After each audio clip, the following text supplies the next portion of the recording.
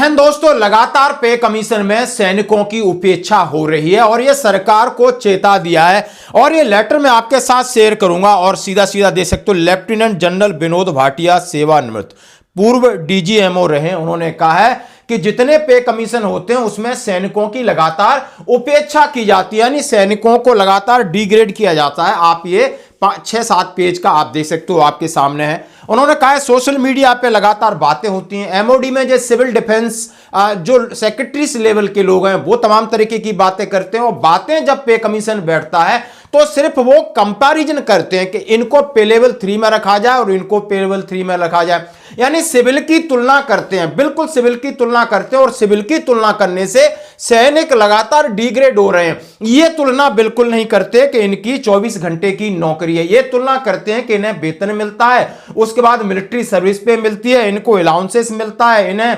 ECHS की सुविधा मिलती है, मिलिट्री हॉस्पिटल मिलते हैं, कैंटीन की सुविधा मिलती है, मुफ्त खाना मिलता है, मुफ्त यात्रा मिलती है।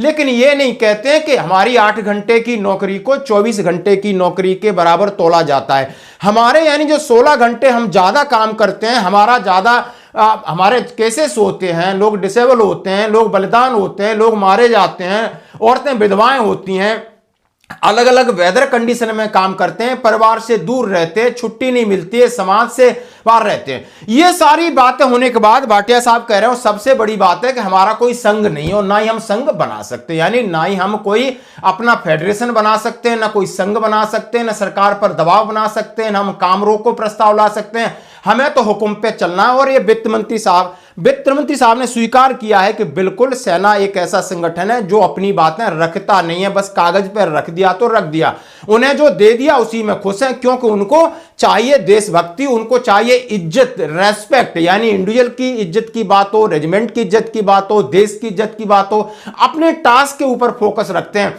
उन्हें जो खाने को मिल जाए, वेतन मिल जाए, अभी तक किसी ने मुंह नहीं खोला। लेकिन मुंह न खोलने का मतलब यह नहीं है कि आप उन्हें डिग्रेड करते रहो। सरेआम उन्होंने ये लिख करके दिया, आप ये बताइए कि जेसीओ क्या है। ये लिखा है, आप देख सकते हैं, मैं आगे बताऊंगा कि जेसीओ है क्या। यानी जेसीओ को आपने ग्रुप सी कर्मचारी के लेवल में पेंशन आप दे रहे हो, और उसका लेवल आपने नायसुआर का 6 रखा है, लेकिन वो राजपत्रित अधिकारी है, गजट नोटिफिकेशन, राष्ट्रपति द्वारा रैंक मिलता है, लेकिन क्या उसको आप वेतन दे रहे हो? क्यों नहीं दे रहे आप, जब वो सेकंड क्लास गजेटेड अफसर है? आप उसको ग्रुप सी में डाला है, और वो भी जैसे कि एमओडी के अंदर खुद जो सिविल एम्प्लॉइज हैं, आईएएस हैं, उनका ये काम है। अब बोला आप कंपैरिजन किस बात का करते हो? और यही बात लिखा, उन्होंने कहा है सीधे सीधे तौर पर कि आप यानी आप सिर्फ ये भी देखते हो कि आखिर इनकी पे है, और पे के बाद इनकी पेंशन कितनी बनती है, इन्होंने नौकरी कितने करते हैं, इनके ऊपर लायबिलिटीज क्या होती है। जैसे उन्होंने कहा एक सिपाही है 15 से 18 साल नौकरी करेगा, नायक है 22 से 24 साल नौकरी करेगा, हवलदार है 24 से 26 साल नौकरी करेगा, नायब है 26 से 28 साल नौकरी करेगा, सूबेदार 28 से 30 करेगा, सूबेदार में आ रहा है 30 से 32 से 30 करेगा। यानी जब एक सूबेदार 28 से 30 साल सर्विस करके आता है तो उसकी उम्र क्या होती है? बोला 48 साल होती है।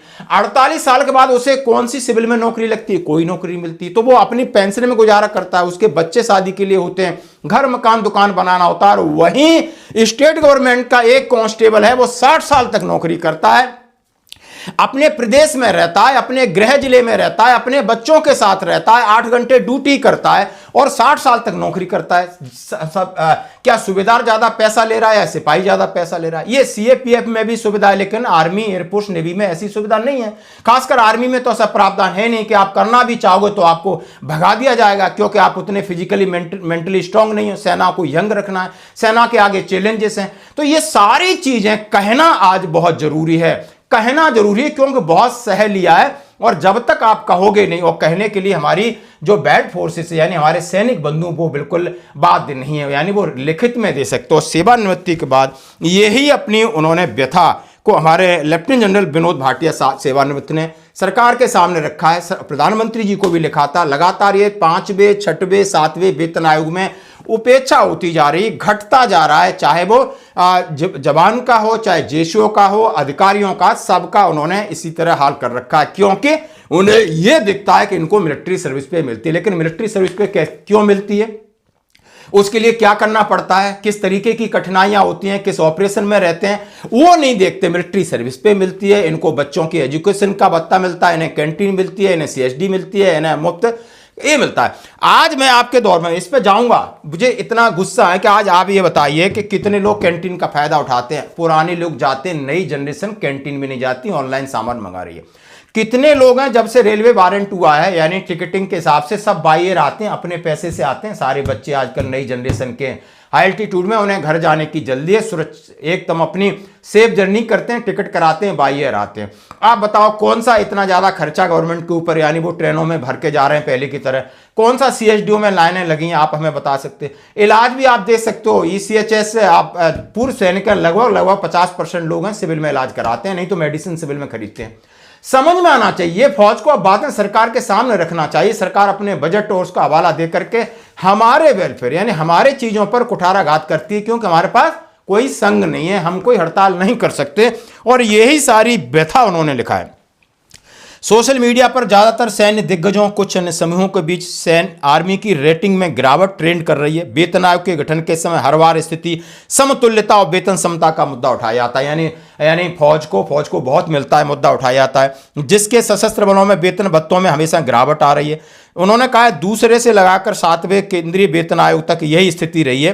पहले सीपीसी के लागू होने के कुछ महीने बाद फिर सामान्य हो जाता है। यानी उन्होंने कहा इसमें कोई संदेह नहीं कि सैनिक को सिर्फ इज्जत चाहिए और सेना अपनी यूनिट की इज्जत, अपनी इज्जत के लिए मर मिटने को तैयार है। और इसी क्या ये सबसे पेशेवर और दुनिया की सबसे मजबूत सेनाओं में से एक है। और ये इन्होंने खुल के कहा है, जो कि नाम नमक और निशान के लिए अपना जीवन हंसते हंसते गवा देते हैं। ये बड़े ढंग से कहा है, मैं बहुत ज्यादा आपको शॉर्ट में बता रहा हूं। वित्त मंत्रालय ने स्पष्ट किया है कि विसंगति रक्षा कर्मियों के साथ जो भी होता है, क्योंकि उनके पास सशस्त्र बल संघ नहीं बना सकते, इसलिए उनके वेतन विसंगतियों के लिए कोई रास्ता उपलब्ध नहीं है। वित्त मंत्रालय का यह भी वित्त मंत्रालय ने कहा है 22 अप्रैल 2010 को छठे वेतन आयोग के बाद, क्योंकि सेना आपके पास कोई इस तरीके का मैकेनिज्म नहीं है कि जाके वो सरकार के ऊपर दबाव डालें, वो अपने काम से ही उन्हें फुर्सत नहीं है। ये भी साथ में ही कहा है कि आप पैरामिलिट्री फोर्सेस या सिविल सिपाही को देख लीजिए, 60 साल तक नौकरी करता है, किसने ज्यादा गवर्नमेंट से पेमेंट लिया होता है। ये भी कहा जेसीओ का नियुक्ति पत्र भारत के राष्ट्रपति द्वारा व्यक्तिगत रूप से हस्ताक्षरित होता है। राजपत्र प्रकाशन हेतु आदेश दिया जाता है। राजपत्रित अधिकारी होने के नाते जेसीओ की नियुक्ति सरकारी राजपत्र असूचित की जाती है। लेकिन दुर्भाग्य क्या है, दुर्भाग्य कि नौसेना, वायुसेना जूनियर कमीशन अफसर समकक्ष राजपत्रित ग्रुप बी का दर्जा दिया गया है, लेकिन रक्षा मंत्रालय अब भी उन्हें ग्रुप सी के कर्मचारियों के समकक्ष मानता है।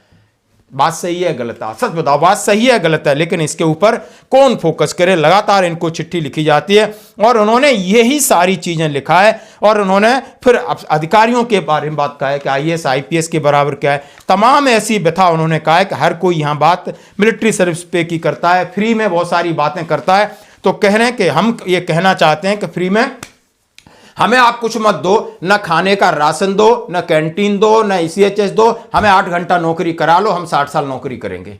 हम सिविल के बराबर ये मांग करते हैं, 8 घंटे की हमारी नौकरी कर दो और हमारी ये सुविधाएं आप ले लीजिए। क्या सरकार राजी हो सकती है? क्या सरकार ऐसा कर सकती है? तो जवानों के त्याग और बलिदान, उनके काम और उनका जो निष्पक्षता, उनका जो डेडिकेशन है, उसको कम मत करो और उसको सेना को डिग्रेड मत करो। ये उन्होंने रिक्वेस्ट किया है इस लेटर में। धन्यवाद।